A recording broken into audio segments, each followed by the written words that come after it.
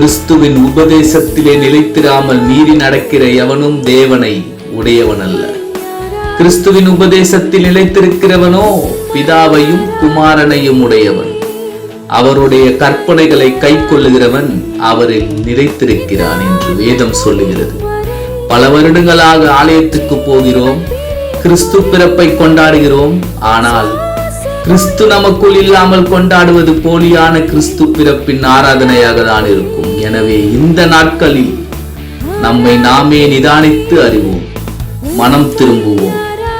தேவன் இவ்விதமாக தன் ஒரே பேரான குமாரனை தந்து விதமாக நம்மில் அன்பு கூர்ந்திருக்க, நாமும் ஒருவருக்கொருவர் அன்பு கூற கடனாளிகளாயிருக்கிறோம் என்கிற வசனத்தின்படி நம்மை ஒப்புக் கொடுப்போம். ஆமென்.